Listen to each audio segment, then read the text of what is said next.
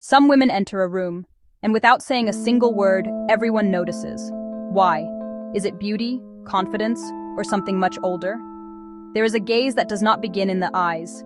It begins in perception, in the way a woman reads a room, an era, a soul. The female gaze is not a mirror held up to appearances. It is an atmosphere, an intelligence that chooses what to notice and what to leave unmoved.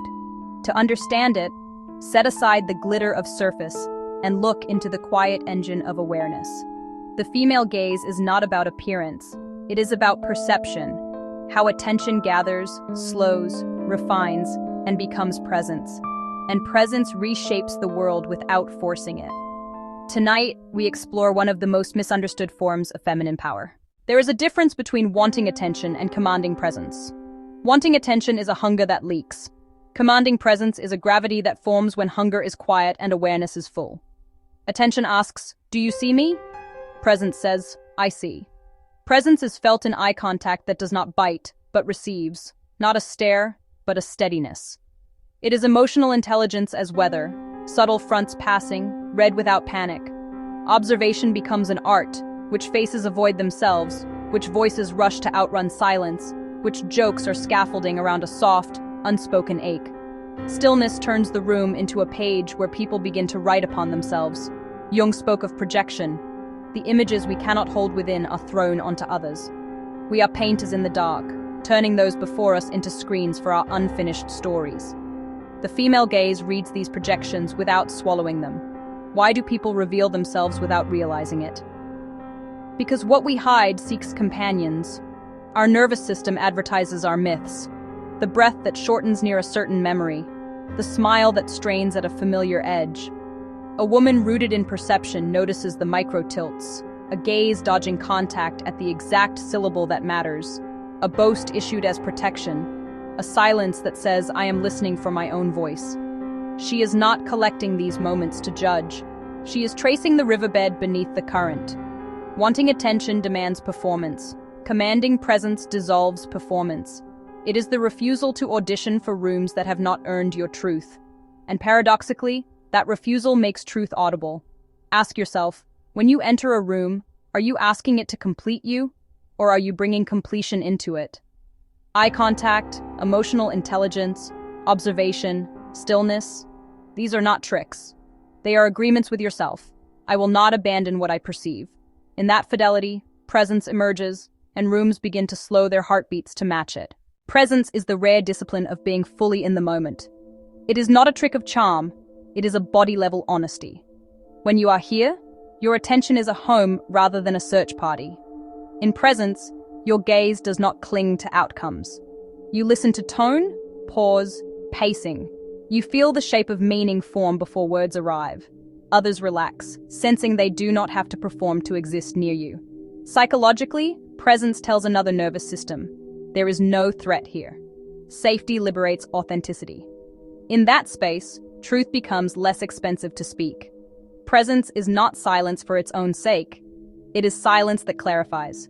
It allows the essential to introduce itself without shouting. Mystery is not withholding. It is right relationship with revelation.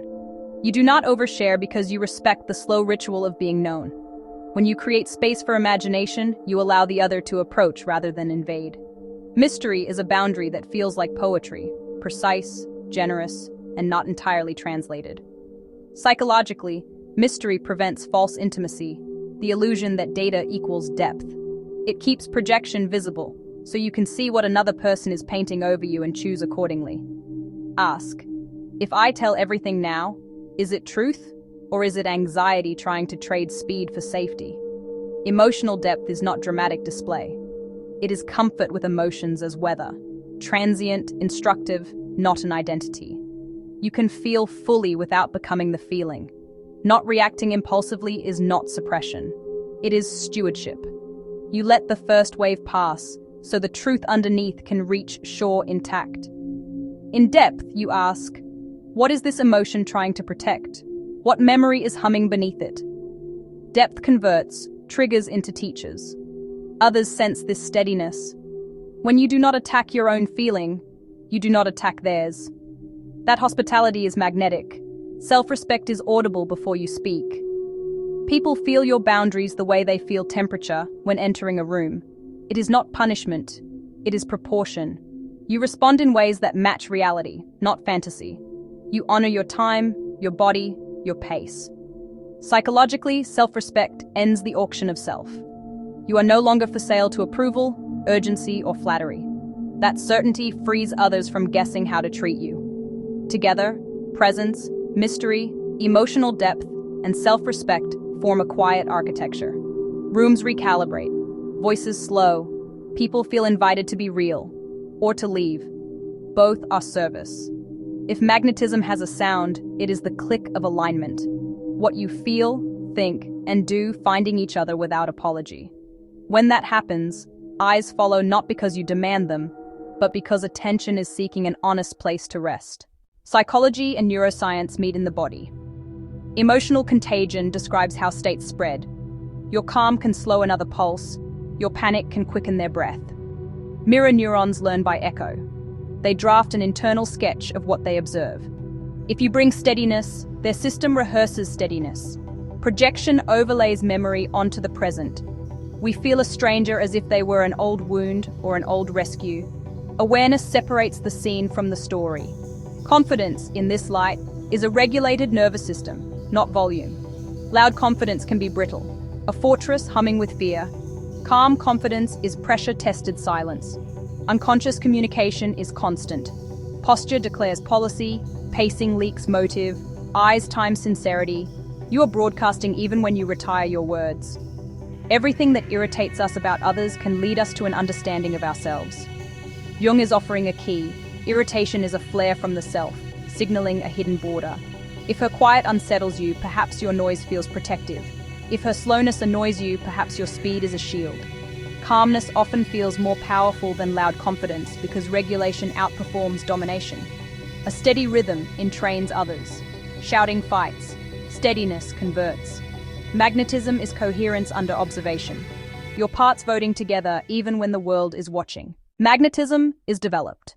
It is crafted in the unseen hours where attention is trained to stay, not stray. Self-awareness begins the architecture. You ask, what pattern do I repeat when I'm afraid? What story am I forcing others to carry for me? Silence becomes a forge, not a void. In it, you hear which impulses are noise and which are navigational stars. Emotional regulation is not numbing, it is mastery of tempo. You feel in full color, then choose in clear lines.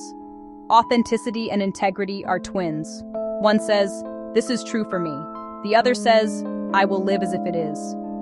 True attraction begins with inner alignment. When the inner vote is unanimous, the outer world hears the result without a campaign. The journey is simple, not easy. Perception over performance, depth over display, coherence over noise. What you attend to attends to you. The most unforgettable women were never the loudest. They were the women who knew themselves so deeply that the world couldn't help but notice. Which quality do you think creates true feminine magnetism? Like, subscribe, and join Cosmo Aura for more explorations into psychology, archetypes, and feminine wisdom.